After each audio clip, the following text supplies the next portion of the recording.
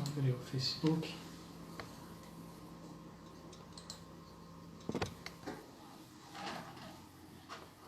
Vamos lá.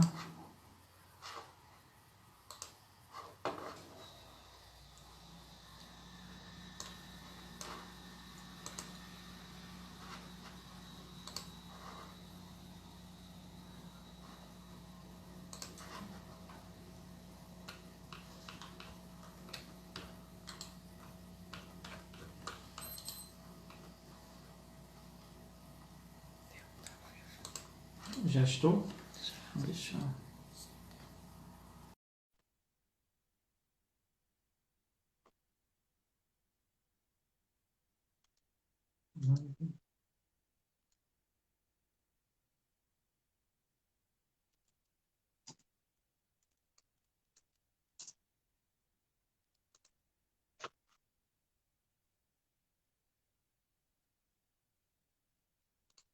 Eu perdi. Bom, vamos lá, pessoal. Aqui, aguardando aqui o nosso convidado de hoje, né? Boa noite a todos aí que já estão na sala. Vendo aqui que... Olá, Cleide, tudo bem? Meu estimado irmão Jackson. Ponto Central Multas, doutor Carlos Alberto já está. Eu lhe mandei o convite, doutor, não chegou aí? Cleide, doutor Costela, jogador de futebol, boa noite, meu querido. Acho que ele mandou o convite aqui, aceito, adicionar. Doutor Costela, hoje acabei de conversar com outro colega, outro doutor, aqui o doutor Manuel, aqui de Blumenau, inclusive está com um procedimento igual o seu aí, a respeito da baixa administrativa, né? Dos veículos aí que estão efetivamente sem ser utilizados aí há bastante tempo. Então, na nossa conversa durante a semana, ajudou pelo menos para esclarecer algumas dúvidas agora para a nova situação. Então, nós vamos lá. O Dr. Carlos Alberto Andrade, convidado de hoje, falaremos sobre a responsabilidade social, né, no devido processo administrativo, processo legal administrativo de trânsito. Para alguns, né, é um tema, parece assim, não muito importante, porque parece uma coisa simples, mas é de extrema importância e mexe, né, sobre maneira, né, com a vida das pessoas, né? Então, aqui com muita satisfação, eu estou recebendo aqui, primeiro já agradecer, né, pelo convite, né, pelo aceitar o convite. Fico extremamente feliz em saber que dentro da família, né, para quem não sabe, né, o Dr. Carlos Alberto é meu irmão, né, de sangue, né,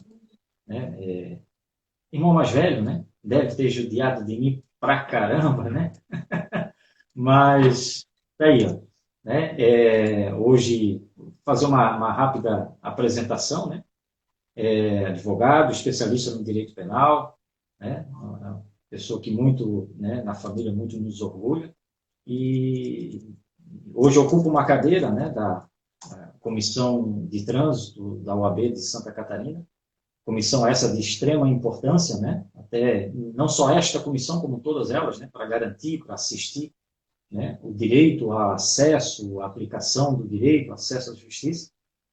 Então, fico muito feliz de, hoje à noite, né, uma das últimas, encerrando o mês de maio, né, aqui desde o início lancei uma proposta, né, já no mês de final de março, início de abril, e quando a gente já recebeu a notícia que não teríamos as atividades, né, da atividade relativas ao Maio Amarelo, aquelas abordagens, contato direto com as pessoas, isso muito preocupou. E aí, em conversa com algumas pessoas, inclusive a professora Marga, né, acabou de entrar ali, e aí conversando inclusive com ela, que é psicóloga, né, credenciada pelo Detran, eu disse: Marga, que tal a gente fazer uma live aí, meio que já inaugurar, abrir os trabalhos, né, relativos ao Maio Amarelo? Isso já era na última semana de abril. Aí a Marga prontamente disse: não, estou dentro. Inclusive está cheio de ideias e tal. Então, proposta e a satisfação, né, é um misto de sentimentos, a satisfação de estar encerrando praticamente as atividades relacionadas ao mês de maio. Todavia, né, eu vou levar isso até o mês de setembro, né, vou tentar manter essa rotina, né, semanalmente a gente está trazendo um tema, mas encerrar o mês de maio, tendo o privilégio de ter o meu irmão, né, falando sobre o devido processo legal, é algo, né, assim, extremamente satisfatório para mim, e poder levar essa informação para todos os nossos colegas, né, estou vendo aqui bastante amigos, né, alunos, ex-alunos, profissionais da área, né, professora Irene, professora Marga, que tivemos a oportunidade de falar aqui sobre temas importantíssimos, né, desde a psicologia ao comportamento, a educação para o trânsito, e dividir um pouquinho desse conhecimento. Vou te aproveitar bastante, né, várias oportunidades, a gente troca, né, ideias, vamos discutindo, né, tentando sempre aplicar, tentar sair do mundo das ideias, né, para que a vida em sociedade seja boa, cada um, claro, na sua função, mas trazer isso e dividir isso com os demais é extremamente satisfatório. Então, tenho um orgulho tremendo, estou extremamente feliz e espero que a noite de hoje, doutor, né, meu querido, meu estimado, a gente possa efetivamente, né, não vamos esgotar o assunto, né?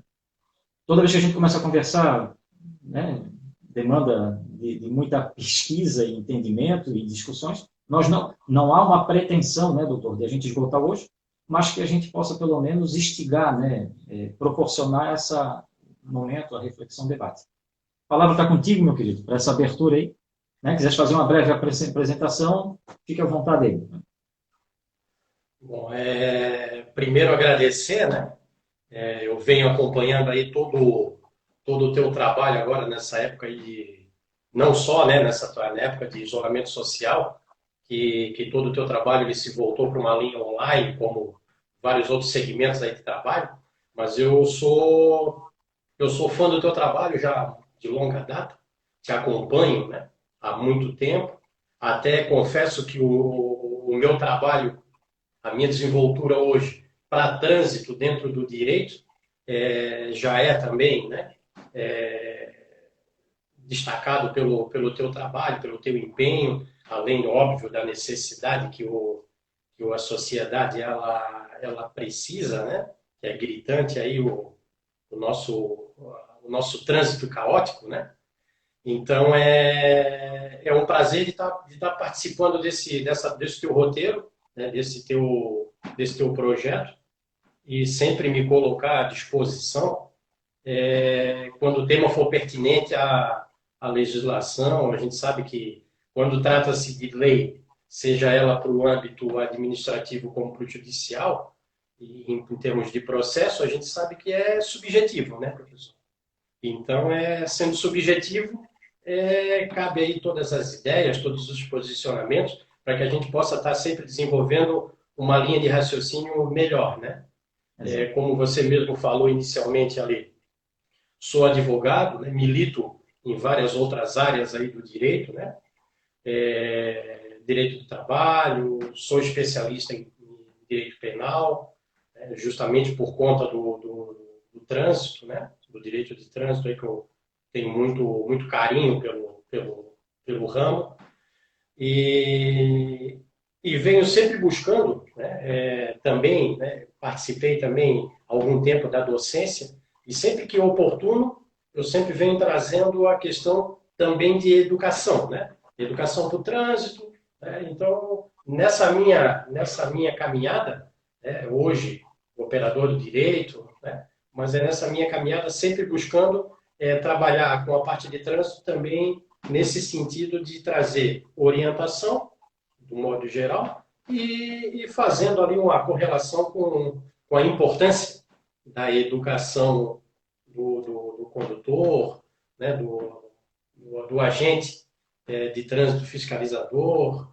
né, se a gente consegue trazer essa união de todas as fontes, quem sabe no futuro não muito distante a gente venha traçar aquilo que o colega aí vem com o meu irmão, né?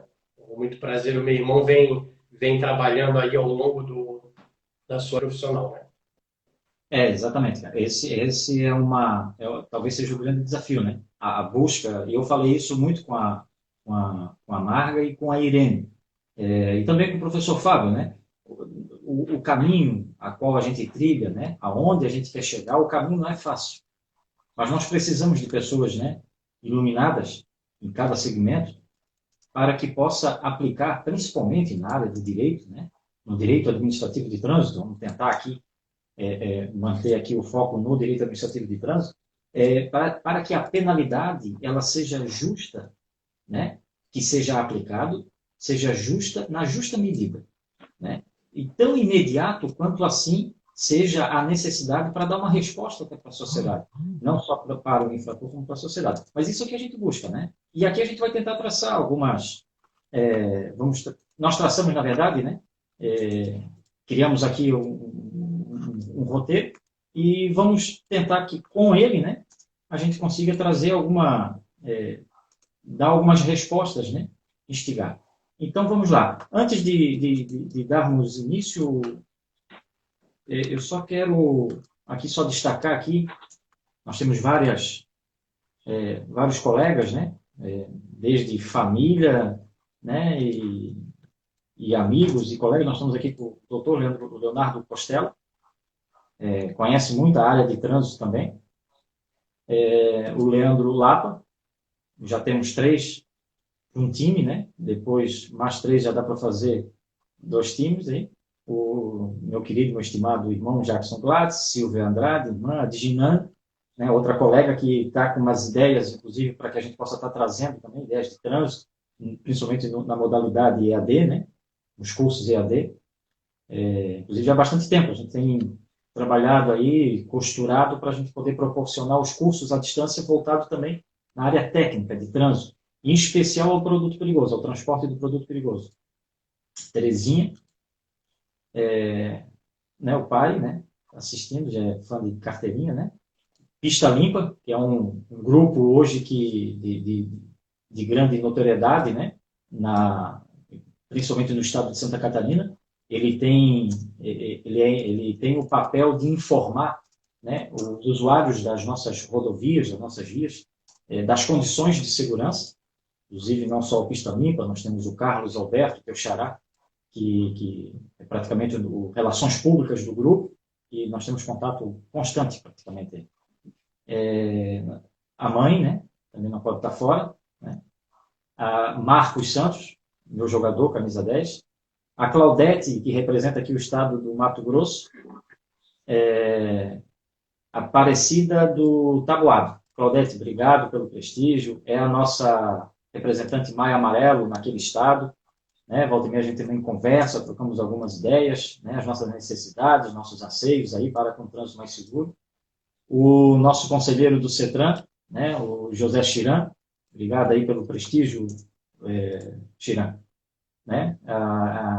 O Éder, irmão, a família está em peso aqui. O Éder, despachante União, né? O Leandro, né?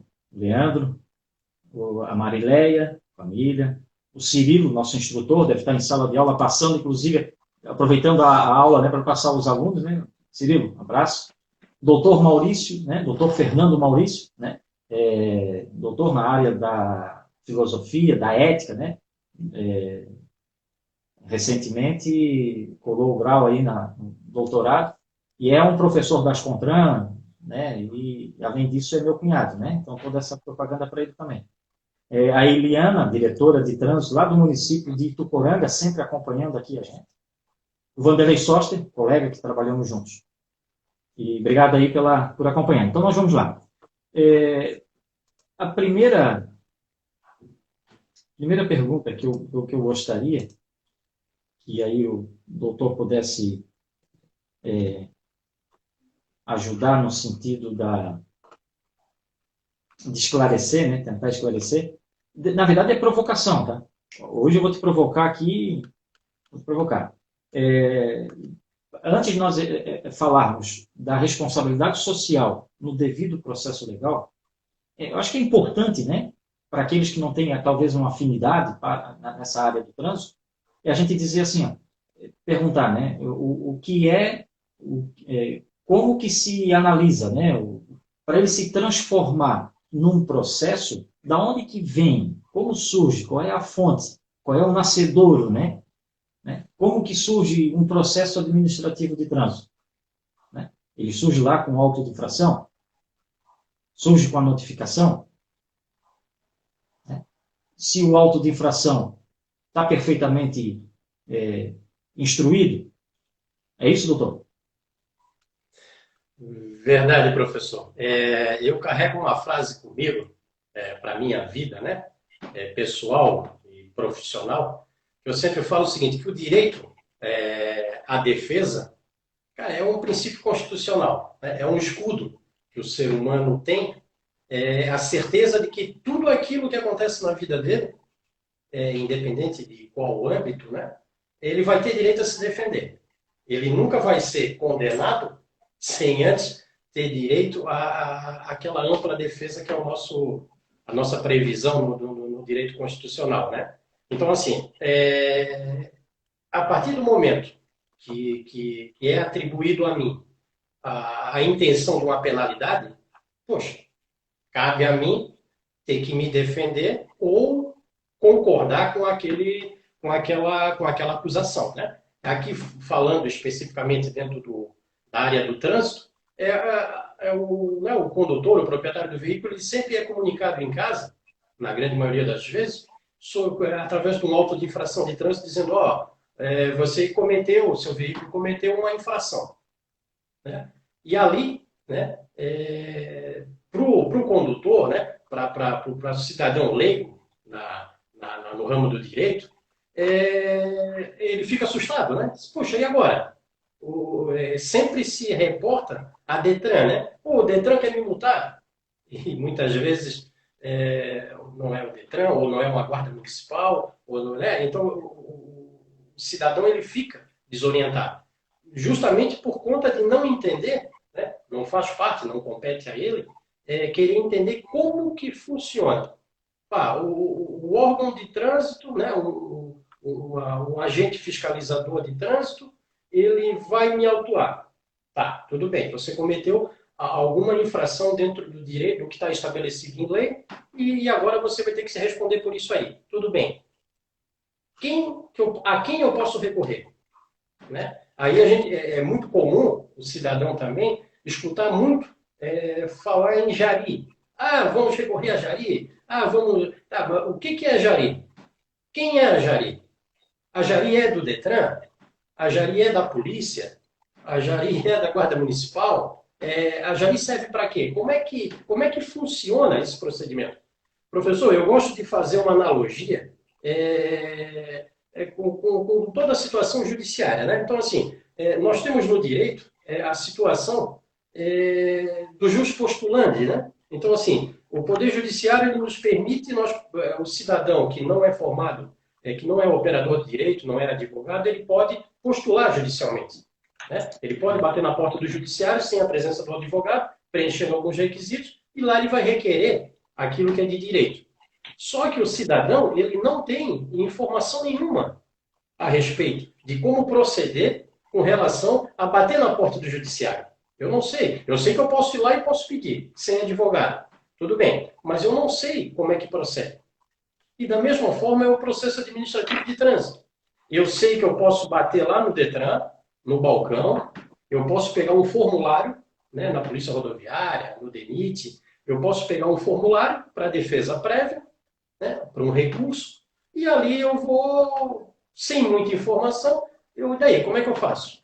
Né? Então a gente vê que, na grande maioria das vezes, a falta de informação, né, até o ente público aí, né, o órgão executivo, também ele não deixa o negócio muito transparente para o condutor, para o proprietário do veículo, para quem precisa buscar aquele recurso, aquela defesa se defender, como é que ele vai proceder? Ele nem sabe o que é jari. Ele sabe que jari é um setor, é um órgão, não sabe.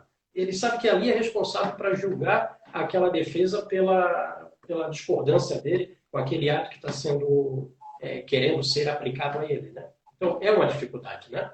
E aí a gente vem trazendo professor sabe melhor que eu, Não?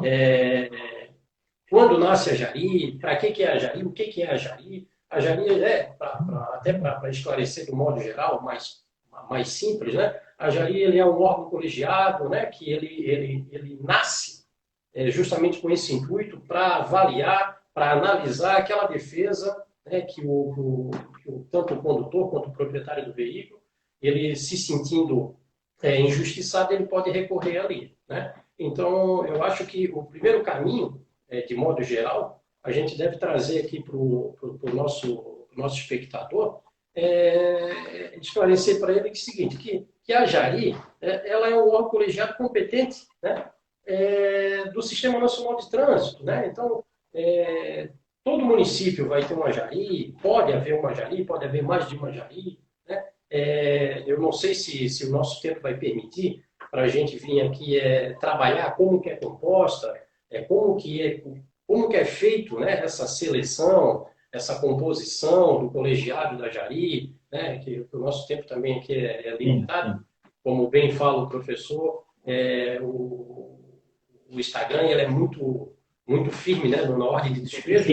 Então, o professor até vai conduzindo se permite ou não a gente trazer aqui a forma, né, de como é criado, né? Então, fica à vontade aí também para poder conduzir. É importante, não, esse ponto de vista, né, jurídico, legalmente falando, ele é fundamental e o doutor tocou num ponto que é extremamente importante e que gera muita dúvida, né, acerca das pessoas. Eu até digo, doutor, eu há bastante tempo venho compondo, né, a minha função ao longo dos últimos 20 e tantos anos foi na aplicação do Código de Trânsito Brasileiro, né?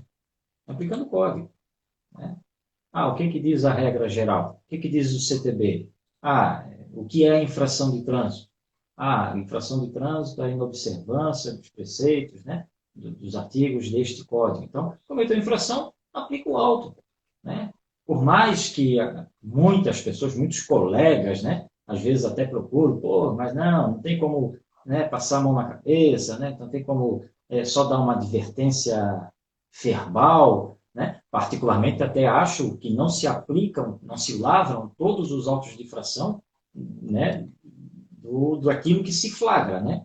Tem muita infração de trânsito, né? E não tem agente para tudo isso e, enfim, mas muitas pessoas, então a vida, né? A minha carreira foi aplicando a legislação de trânsito. E o Código de Trânsito Brasileiro, e aí o doutor citou aí né, a composição da Jari, a função da Jari, né, ela como um órgão do Sistema Nacional de Trânsito, para que, né, os nossos amigos possam entender esse contexto, né, principalmente aquele que não é muito afeto, né, mas mesmo aqueles, né, que estão na rotina, que estão acostumados a entender aí, ou fazem parte dessas comissões, desses órgãos, é de extrema importância saber e destacar que para compor um órgão desse, a pessoa tem que ter, né, o indicado tem que ter notório conhecimento na área de trânsito, né? Só que quando se fala em notório conhecimento,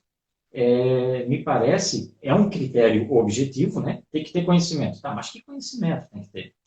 Né? E aí talvez quando eu provoquei o amigo, né, o irmão, doutor, para vir para essa conversa, e o tema é a responsabilidade social no julgamento, né, no devido processo legal, é justamente isso. Aqui, durante a minha carreira, né, cometeu uma infração de trânsito, lavra o auto e estilou-se, né, como diz aqui a região aqui. E cometeu a infração de trânsito, aplica-se o auto e, obviamente, que é garantido o direito, e aí eu brinco, tem um termo aí jurídico, né, o juridiquês, né, que é o jus esperneandi.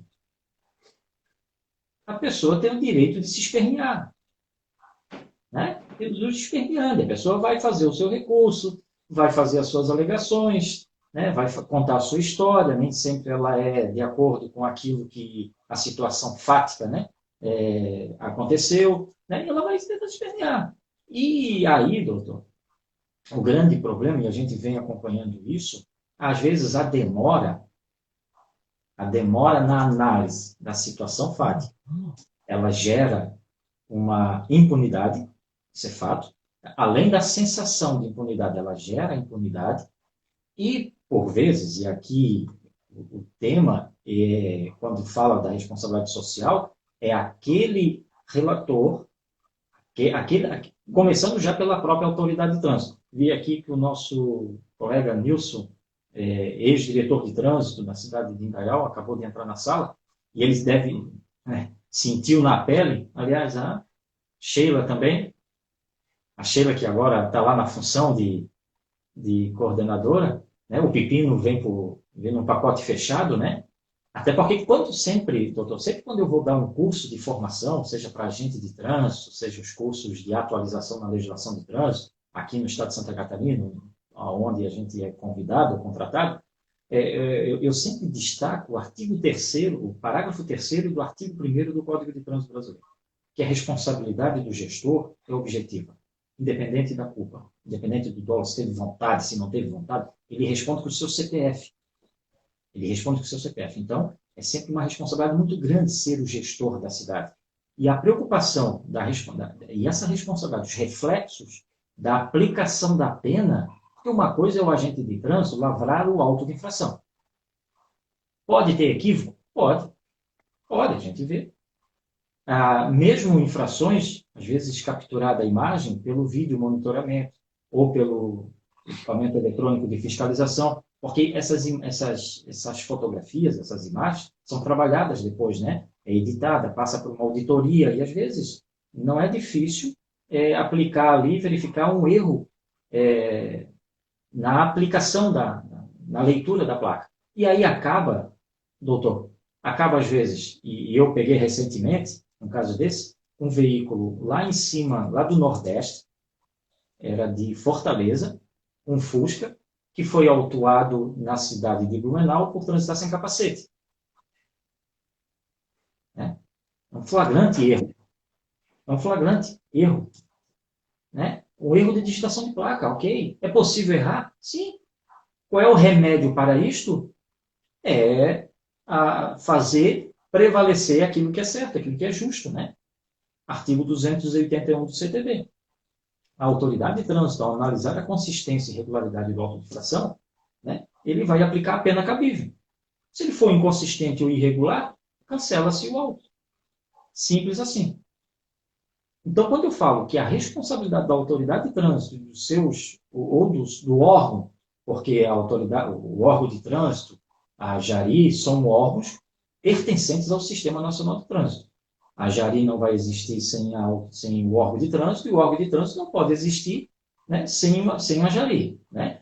Isso não significa dizer que um é dependente, um tenha que seguir, né, as suas diretrizes. Né? A Jari ela depende da autoridade de trânsito, do órgão de trânsito, para subsidiar, né, a sua existência, né, o seu material, o seu equipamento, sala, né, enfim. Então, ok. Então, a responsabilidade do julgador, seja desde o início, lá do momento da análise do auto de infração, a autoridade ter esse critério, né, pautado na legislação, nos critérios. E aí hoje nós conversávamos, doutor, durante o dia, sobre os princípios da administração pública, né? Lá, o princípio da legalidade, da impessoalidade, da moralidade, né? Da eficiência, né? Então, quando a autoridade de trânsito, ou a Jari, o órgão de trânsito, quando ele passa a analisar a consistência e regularidade do auto de infração, ele interfere, ele vai estar decidindo, muitas vezes, a vida daquela pessoa ali. E aqui eu não discuto se ele está certo, está errado. Se está errado, vai aplicar a pena e pronto. Mas que ele seja garantido o direito ao contraditório para a defesa. Que se o auto de infração não foi lavrado dentro daquilo que estabelece o artigo 280, usar aqui como referência, né? Artigo 280 do CTB, ou o Manual Brasileiro de Fiscalização de Trânsito, né? Tanto a Resolução 371 quanto a 561, que ambas vieram a trazer ali um roteiro, né? Trazer ali as diretrizes de como o agente de trânsito tem que lavrar o auto de infração. Então, a importância deles, né, de verificar e cancelar. Está errado, cancela. A preocupação, doutor, e aí creio que cria uma demanda para o judiciário desnecessário, é quando esses critérios, né, essa responsabilidade do órgão julgador, acaba não estando pautado nos princípios, né, mínimos, né, da administração pública, lá no artigo 37 lá da Constituição. Né? Então, quando não é analisado de forma clara, porque ninguém quer ser justiceiro ali, nós estamos para fazer para aplicar a justiça, né? Que a justiça seja feita, mas na justa medida. Não existe pena perpétua, né? No direito não existe pena perpétua, e no direito administrativo muito menos, né? Imagina a pessoa ficar para ser punida, né? 1 ano, 2 anos, 3 anos, 4 anos, 5 anos, 6 anos. Né? O efeito pedagógico da punição perdeu. A pecúnia muitas vezes já foi paga, mas o efeito pedagógico de ser punido para servir de exemplo muitas vezes, até para a pessoa quando é punida dentro de, né, um pai de família lá que às vezes acaba bebendo e dirigindo, é flagrado, né? E aí a família toda sabe, não, o tio, o irmão, tal, foi parado numa blitz, e aí recolher a carteira dele. Aí, só que a legislação diz o seguinte, no máximo em 5 dias ele está com essa carteira de volta. Ali vai, claro, até por uma questão, no mínimo, legal, né? A pessoa tem que ter ela vai reaver a sua CNH, e assim, então, vai ser instaurado o processo para que ele possa, né, às vezes, justificar o injustificável, mas ele tem o direito a se espernear, o juiz esperneante. Tem o direito ali de dizer o porquê que ele fez aquilo ali. Tem que ser garantido, ok. Mas não pode demorar tanto para que seja aplicada a pena. É isso, doutor? Verdade, verdade, professor. O que a gente observa, né? São 2 pontos aqui que eu vejo que é de extrema importância a gente trazer. Primeiro, né? A legislação de trânsito, ela é uma legislação nova, né? E sempre que oportuno eu coloco que é uma legislação muito bem estruturada, né? Eu gosto até de fazer um comparativo, né?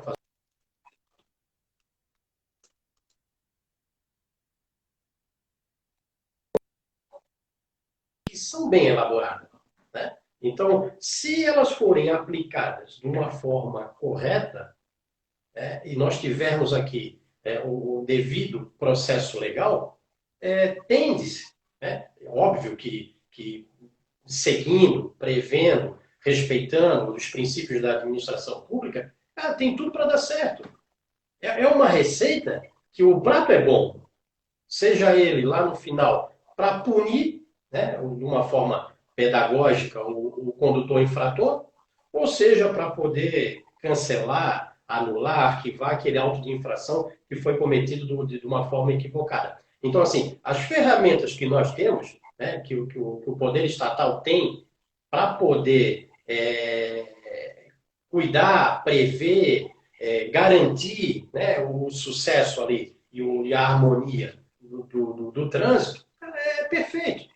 Agora, o que se percebe é que as pessoas, né, os operadores desse mecanismo, né, seja ele um agente de trânsito, seja ele um funcionário do órgão executivo, seja ele o operador do direito, né, falta informação, professor, falta um pouco mais de competência, vamos falar assim, né? Competência, e eu gostaria até que o competência, quem está ouvindo, né? Quem está nos assistindo, não leve esse termo para o lado pejorativo, porque nós sempre temos aquela sensação de, pô, está me chamando de incompetência, né? Então, eu sempre gosto até de conceituar que quando se fala em competência, professor, nós estamos falando o seguinte, em conhecimento, em habilidade, em atitude, né? Então,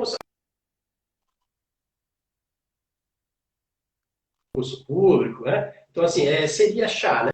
C de conhecimento, H de habilidade naquele conhecimento e atitude para poder executar aquilo que depende de você. Então, assim, todos os envolvidos, né, eles são carentes de competência, ou seja, carentes de conhecimento, Quando tem conhecimento, não pratica, aí acaba se perdendo pelo caminho. Então, assim, o que se percebe é isso, né?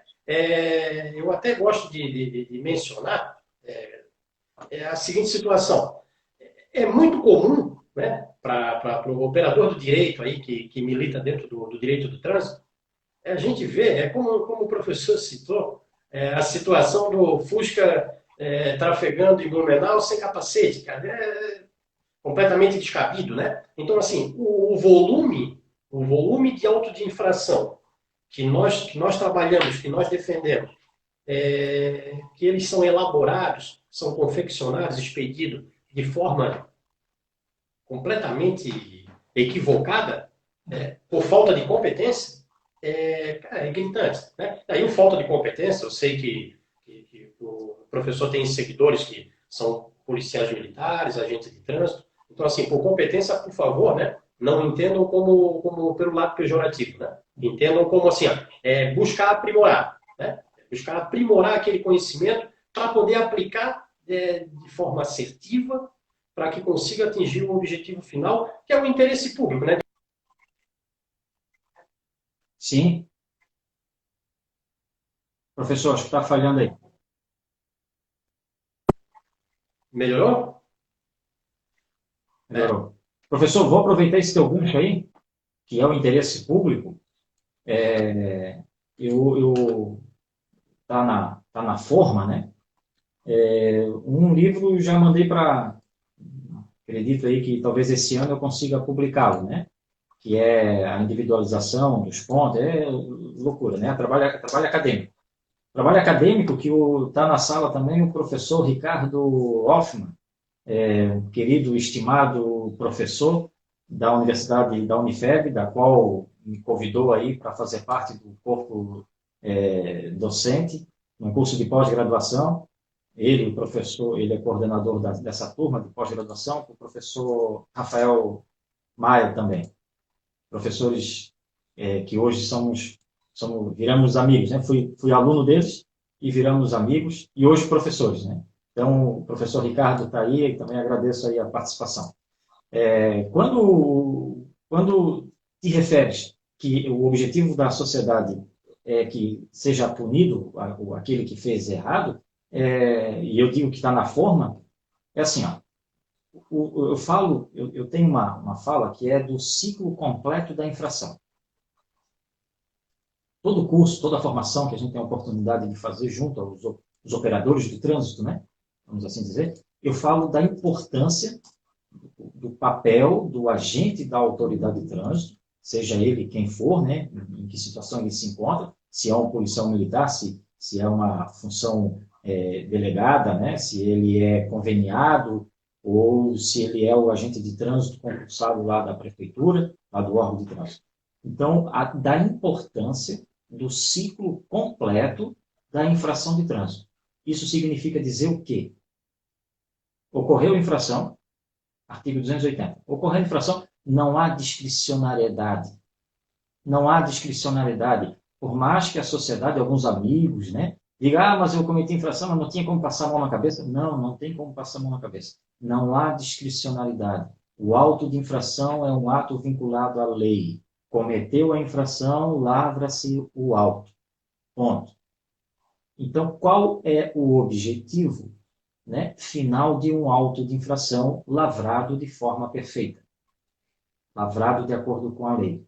Para isto, é fundamental que os agentes de trânsito, os policiais militares, né, eles tenham que passar por uma formação, curso de formação de agente de trânsito. Nós temos o Denatran já editou uma portaria exigindo, e aí vai bater na trave, doutor, no dia 2 de dezembro deste ano, é o prazo para que todos os órgãos de trânsito do país formem os seus agentes. Né? Aqueles que já estão formados têm que passar pela atualização. Então, o prazo final é dezembro de 2020. O órgão de trânsito que não capacitar seus agentes, isso vai dar uma enxurrada de recurso nos órgãos de Jari.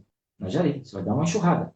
E se mesmo assim, e aí a capacitação tem que ser não só, né? E aqui só reforçando, a capacitação não é só para o agente da autoridade de trânsito. A capacitação tem que ser exigida para a autoridade de trânsito.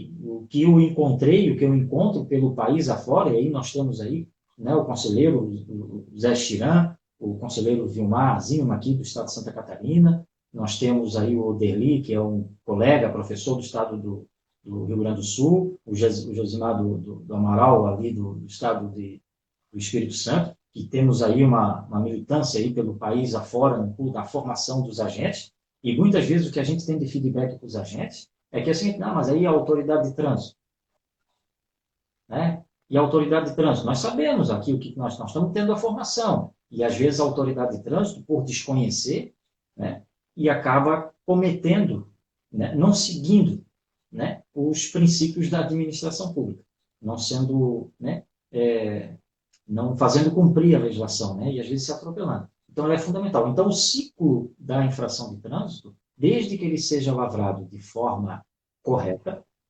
né, de acordo com o que manda, no mínimo, os manuais, ou o manual, né, seja a Resolução 371 a 561, né, se ele preenche todos os requisitos de validade, ele é consistente, ele é regular, aplica-se a pena, e aqui eu vi, não, obviamente que nós não vamos conseguir responder, eu vi que a Sheila, que hoje é a coordenadora de trânsito do município de Dael, ela até fez uma pergunta e depois nós vamos responder para ela, né? Se não der hoje, a gente responde na sequência ali, o doutor vai responder para ela. Qual é o seu ponto de vista em relação à advertência? Isso é uma outra discussão. Isso daria uma live só para falar aliás, daria algumas lives para se falar. Temos um grupo que defende a aplicação de ofício, outros não, né? Temos escolas bem distintas. Mas, enfim. Mas, então, a autoridade, a partir do momento que o agente da autoridade de trânsito, devidamente capacitado, conhecedor da legislação, aplicou o auto, esse auto de infração, vamos estender aqui tanto o auto eletrônico, né, que aí complicou um pouco, o auto manual, tem muitas cidades com auto manual ainda, né, lavrado no bloco, né, aí vai passar por quem? Vai passar pela autoridade de trânsito, pelo crivo da autoridade de trânsito. Vai analisar a consistência, a regularidade, vai aplicar a pena cabível. Ou seja, pena de multa, né? Todas as infrações todas as infrações de trânsito são penalizadas com multa e, consequentemente, ela tem uma pontuação, né, correspondente à gravidade da infração. Com isto, e aí segue o ciclo da infração. Então, correndo a infração, lavra-se o auto, a autoridade, isso respeitando os prazos, né? Já voltamos lá nos prazos, na parte processual, a autoridade aplica a pena de multa. Aplicada a pena de multa, aí, doutor, o que se espera, tanto o agente da autoridade de trânsito, competente não é quem quer. Eu quero ser competente, eu quero ser competente. Não, não. Competente é aquele que a lei assim o delega. Assim o entende que ele é competente. Pode ser qualquer pessoa, hoje, né?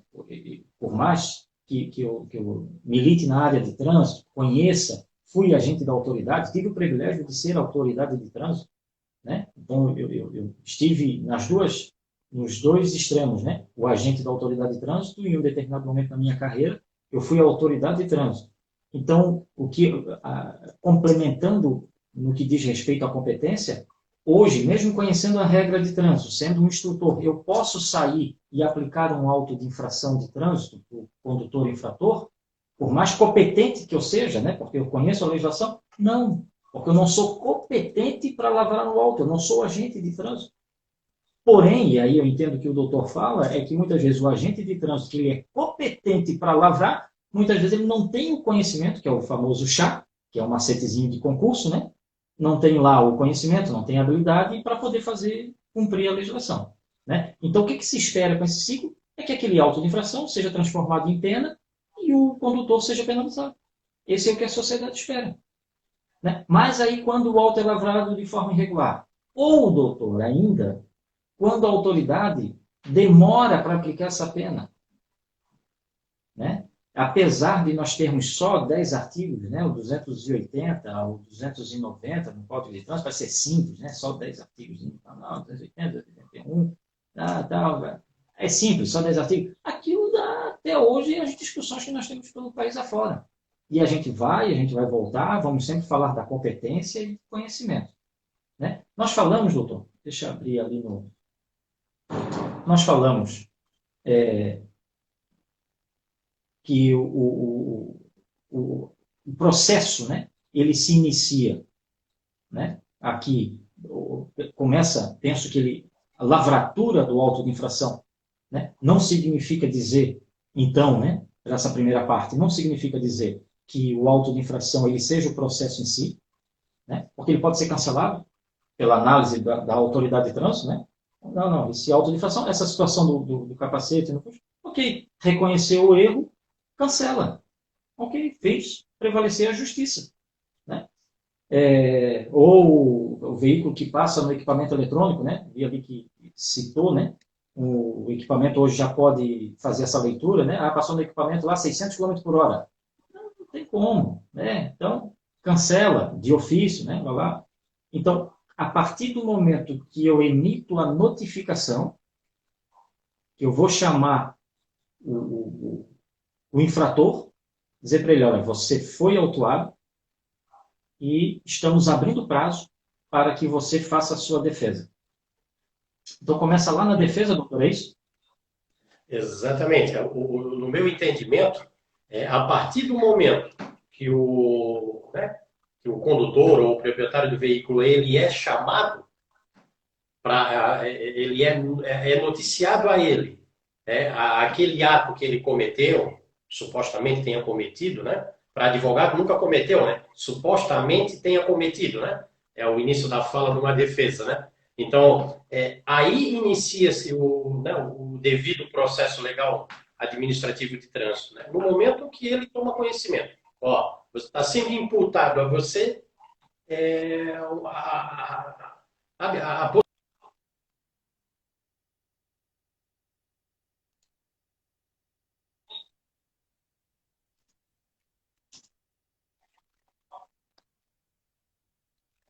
Então, no meu entendimento é isso. Mas só fazendo ali um parênteses, a hora que o professor falou que o agente, né, o agente de trânsito ele tem essa prerrogativa de, ao avaliar aquela notificação, o auto de infração, de ofício ele já pediu o cancelamento, o arquivamento daquele auto de infração. Que na prática isso não existe. Né? Eu não sei se também é do conhecimento do professor. Não, sim. Isso segue de uma forma assim gritante, né? Então o órgão executivo, o órgão de trânsito que aplicou a penalidade, quem é responsável, né? De uma forma sem responsabilidade, ele acaba fazendo a leitura, né? A gente sabe que o Código de Trânsito Brasileiro ele vem apoiado ali de inúmeras resoluções, né? que vem trazendo, vem tabulando o que é, o que não é, o que pode, o que não pode. Quer dizer, o direito material, o direito material ele vem eu costumo falar, professor, assim, se me derem, eu não sou um ótimo cozinheiro, mas se me derem uma receita de qualquer prato, que nessa receita vim muito claro a parte de ingrediente e a parte que fala o modo de preparo, a minha chance de obter êxito é muito grande. Se eu tiver bem claro a relação de ingrediente que vai compor aquele prato e o modo de preparo. Né? Dentro do direito, a gente fala que tem um direito material e um direito processual. Então é o seguinte, o que a gente percebe que o agente de trânsito, a hora que ele faz essa avaliação da defesa prévia, nem sempre ele observa esses dois parâmetros, né? Ele vai simplesmente seguir a legalidade. Está na lei, está na resolução, preencheu ou não preencheu, segue ou não segue. E aí é lamentável. O operador do direito fica triste, porque eu também sou defensor de que cometeu aquela penalidade, aquela infração, perdão, né? Ele tem que ser penalizado. Tá? E o que acontece? Muitas vezes chega para o advogado, como eu vi ali, teve uma ouvinte ali que passou uma lombada eletrônica e a 600 por hora. Né? Então, assim, passou, óbvio que a 600 por hora não passaria, mas a lombada de 40, 50 por hora, o cara passou a 80, passou a 100, dentro de uma velocidade ainda compreensível. Né? Aí o advogado vai lá e salva ele, né? Faz uma defesa e consegue salvar a vida do cara. Né? E aí o que acontece? O que sobra para o advogado? O advogado é aquele advogado de porta de cadeia, que salva bandido, salva condutor infrator, Não é isso. É que a lei ela não está sendo aplicada, né? Aquele ciclo que o professor acabou falando ali do auto de infração, ele não é aplicado da forma correta. E aí o que acontece? Eu não posso permitir que um condutor, né, ou um cidadão, ele seja penalizado de uma forma incorreta. Mas ele passou 80, 200 por hora na lombada? Passou. Poxa, mas aí como é que fica? Pô, o Estado, né, o agente de trânsito, ele não usou também todos os requisitos que a lei estabelece para aplicar aquilo ali. E aí o que acontece? Um Aí, erra porque cometeu e o outro erra porque não soube aplicar. E aí, como é que fica? 0-0? 0-0 alguém vence? Não. 0-0 cancela tudo, joga fora, bota na gaveta e está tudo resolvido. E aí a culpa é do advogado, sabia? No final, a culpa é do advogado. O advogado ele é um militante para defende isso, defende aquilo. Não é. doutor, todos esses questionamentos repercutem efetivamente nessa responsabilidade social, né? Essa falta de compromisso com a coisa pública, né? E essa coisa pública é muitas vezes a vida, né? Vai dizer desrespeito à atividade profissional ou, né? Porque quando consegue deferir, quando consegue cancelar um auto de infração, se efetivamente a pessoa cometeu a infração e esse cancelamento se deu por prescrição, pela demora do Estado em punir, pois isso é gravíssimo, né? Isso, eu penso que deveria responsabilizar a autoridade de trânsito, civil e criminal. É a improbidade administrativa deixar de punir, porque o processo ficou parado por mais de 3 anos, né, sem movimentação, ou não abriu o processo dentro do prazo previsto, né, isso para mim é gravíssimo, deveria ser responsabilizado. Não é à toa que o país figura como um dos países com o maior índice de acidente de trânsito. Mas eu vou aproveitar aqui, doutor, e infelizmente eu falei, né, já estamos a 8 minutos de encerrar, de ser despejado. Passa muito rápido, né? Mas antes disso, eu queria destacar aqui o conselheiro José Chiran, conselheiro aqui do nosso Conselho Estadual de Trânsito do Estado de Santa Catarina, amigo em particular, ele diz que o sistema informatizado de gestão deveria já perceber esses erros gritantes para não onerar a pessoa, não onerar o Estado, não ter que mandar notificação da autuação, isso é custo. A Cris, a doutora Cris Pofo, né, de Joinville, que está nos acompanhando, ela até faz um comentário aqui, né? Por que poucos órgãos de trânsito treinam seus servidores? Né? São poucos que têm um conhecimento para julgar. Obrigado, Cris. Exatamente. A Claudete, lá do Mato Grosso, a maioria dos gestores colocam pessoas neste cargo, mas não praticam o treinamento. Tá aí. E aí vão decidir a vida da pessoa, né? A pessoa cometeu o erro, ela tem que ela tem que ser penalizada, ok, vai ter que cumprir a lei, ok. Mas o Estado também, o Poder Estatal também tem as suas responsabilidades. Tem que fazer a aplicação da pena na justa medida, né? Aí nós temos aqui Claudete, ok, Ideomar Xavier, doutor Fábio Chiran, colega aqui de Jari, né, lá no município de Gaspar. Obrigado, doutor. Tem uma polêmica, né? Isso a gente discute um monte. Discute um monte. Aprendo muito com ele. Tem muito com o doutor Fábio. Tem uma experiência em trânsito espetacular. Desde a parte inicial da criação de um órgão de trânsito, né? Do órgão de trânsito, ele participou. O cara tem uma experiência espetacular. Luiz Freitas Júnior, o Oderli, professor Oderli, acabei de citá-lo aí. Obrigado aí pela participação. Fernando Maurício Sena, claro, né, doutor em ética, né, ele diz que competência em sentido de legitimidade jurídica, autoridade ter autorização. Competência em sentido de legitimidade moral, estar capacitado a ter virtudes necessárias. Tem que ter virtude necessária. Obrigado, doutor. Almir, subtenente Almir, o papa aí do produto perigoso. Wilson Krieger, obrigado, meu querido. Charles Giovanni Pereira, também especialista na área de trânsito, subtenente da Polícia Rodoviária do Estado de Santa Catarina. Adailton foi autoridade de trânsito lá no estado, no município. É um estado, né? Lages é um estado. Né? Um abraço a todos os amigos lá da Serra. Ricardo Hoffman, o professor Ricardo Hoffman, da Unifeb.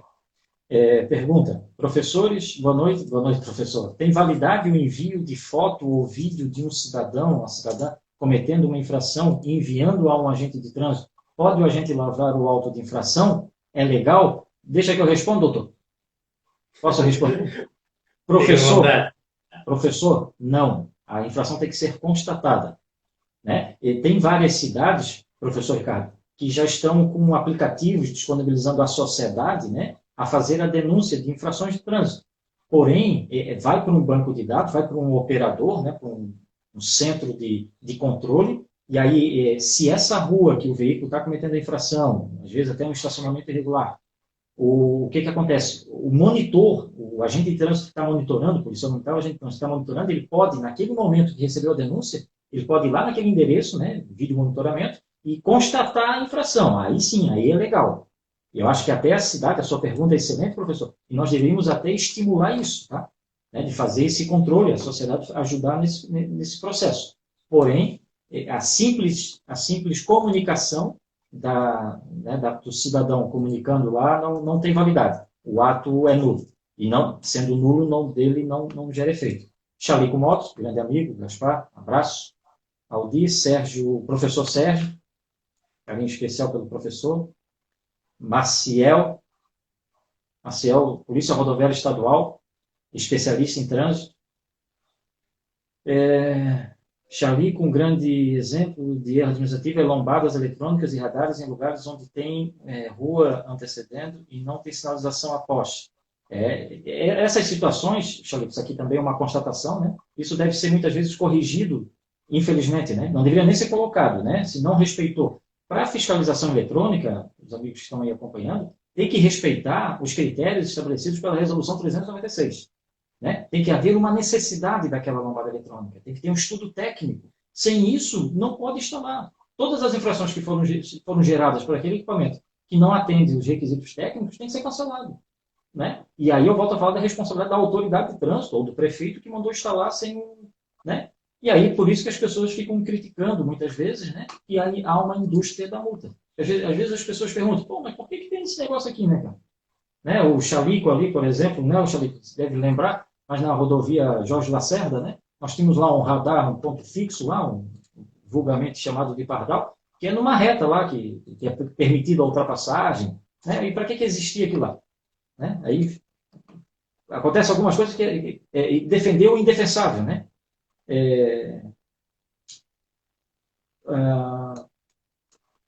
Marcos Gonçalves, agente de trânsito, Gonçalves Balneário. Marco, abraço, amigo. Vocês também não têm dias fáceis aí em Balneário Camboriú. Nossos conselheiros, parabéns pelas informações, visão de todos os ângulos de trabalho no trânsito, promovendo conhecimento. É isso aí, conselheiro. Meu querido, estamos na iminência de sermos derrubados. Então, obrigado mais uma vez. Passo a palavra para as tuas considerações. Né? E se der tempo, eu volto ainda para agradecer aí a participação. Né? Já vou aproveitar, né? Agradecer a participação de todo mundo. Fique atento, né? Nós vamos estar semanalmente, vou estar divulgando aqui a nossa conversa. Doutor, viu que não dava tempo de a gente falar da parte de processo, isso demanda, eu acho que vamos ter que fazer mais encontro, hein? Tá bom? Verdade. Tema polêmico, né? Tema muito, muito amplo. Bom, para finalizar, eu só gostaria de fazer um apontamento aqui rápido, que as fases do processo, né, professor, ela vem ali, instauração, né, instrução, julgamento. Lamentavelmente, a gente sabe que na instauração existe várias irregularidades, que infelizmente essas irregularidades elas não são observadas, né, e quando observadas, já não é de antemão você já cancelar aquilo ali, evitando que isso siga, né, como o colega ali que é membro do CETRAN ali acabou fazendo o apontamento. Então, assim, todas essas fases do processo administrativo, se eles seguissem as fases da forma legal, da forma prevista, prescrita ali em resoluções, legislação, a própria Constituição, talvez a gente filtraria, não iria bater, né, no judiciário com tanta frequência. Né? Então, era esse apontamento aí que era importante de fazer. Né? De antemão, agradeço o convite, me coloco à disposição e sempre que possível, sempre que preciso, é só chamar que é um prazer compartilhar aí com vocês. Ok, você derrubado em 4 segundos. Pessoal, muito obrigado por acompanhar.